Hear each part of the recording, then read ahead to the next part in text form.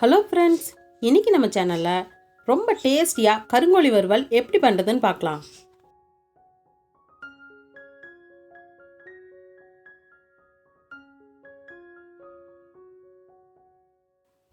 ஒரு கடாயில் 3 ஸ்பூன் எண்ணெய் ஊற்றிக்கங்க. எண்ணெய் காஞ்சதும் ஒரு பட்டை, ஒரு ஏலக்காய், 2 கிராம்பு சேர்த்தி இதை பொரிய விடுங்க.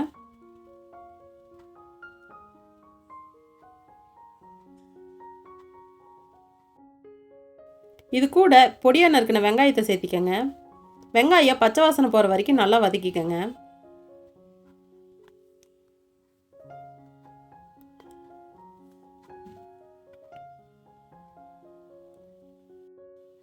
வெங்காயம் பச்சை வாசனை போனதுக்கப்புறம் மீடியம் சைஸ் தக்காளி ஒன்றா கட் பண்ணி சேர்த்திக்கங்க. இதையும் நல்லா வதக்கிக்கங்க.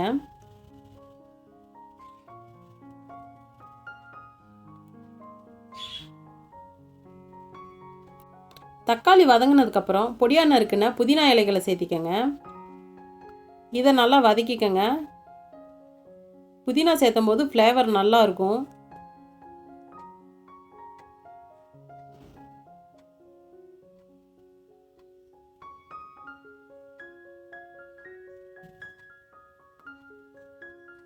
இந்த அளவுக்கு வதங்கினதுக்கப்புறம் ஒரு ஸ்பூன் இஞ்சி பூண்டு பேஸ்ட் சேர்த்திக்கங்க. இதையும் பச்சை வாசனை போகிற வரைக்கும் வதக்கிக்கங்க.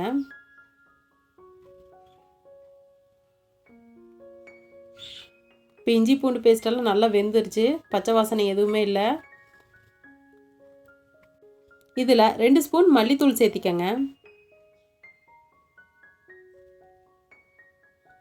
1 ஸ்பூன் மிளகாய்த்தூள் சேர்த்திக்கங்க. 1/2 ஸ்பூன் கரம் மசாலா சேர்த்திக்கங்க. 1/4 ஸ்பூன் மஞ்சள் தூள் சேர்த்திக்கங்க. இதை நல்லா பச்சை வாசனை போகிற வரைக்கும் வதக்கிக்கங்க.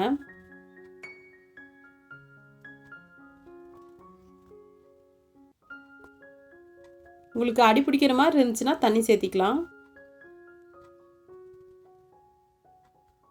கொஞ்சமாக தண்ணி சேர்த்திக்கங்க.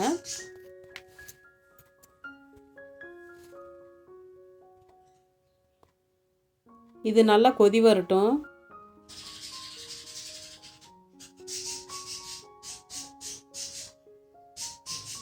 இப்போ நல்லா கிரேவி மாதிரி ரெடி ஆயிடுச்சு.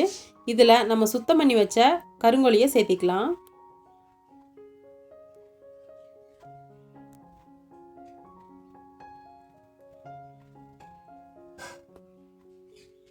இந்த ரெசிபிக்கு தேவையான அளவு உப்பு சேர்த்திக்கலாம்.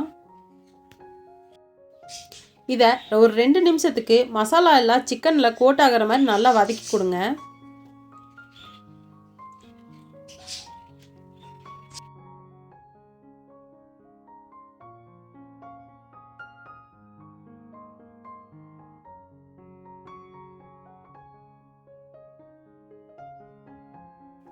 இப்போ சிக்கன் வேகறதுக்கு தேவையான அளவு தண்ணி சேர்த்திக்கலாம். இதை மீடியம் ஃப்ளேமில் ஒரு 20 நிமிஷத்துக்கு வேக விடுங்க. அப்படியே விட்டுறாதீங்க, அடிக்கடி திறந்து கிளறி கொடுங்க. இப்போ பார்த்தீங்கன்னா வறுவல் ரெடி ஆயிருச்சு.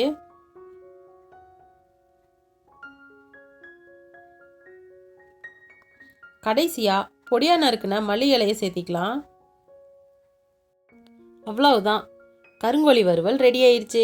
இது இட்லி, தோசை, சாதம் எல்லாத்துக்குமே சூப்பராக இருக்கும். நீங்களும் ட்ரை பண்ணி பாருங்கள். எப்படி இருக்குன்னு கமெண்ட்டில் சொல்லுங்கள். உங்களுக்கு இந்த வீடியோ பிடிச்சிருந்தா லைக் பண்ணுங்கள், ஷேர் பண்ணுங்கள். மறக்காமல் நம்ம சேனலை சப்ஸ்கிரைப் பண்ணி சப்போர்ட் பண்ணுங்கள். தேங்க்ஸ் ஃபார் வாட்சிங்.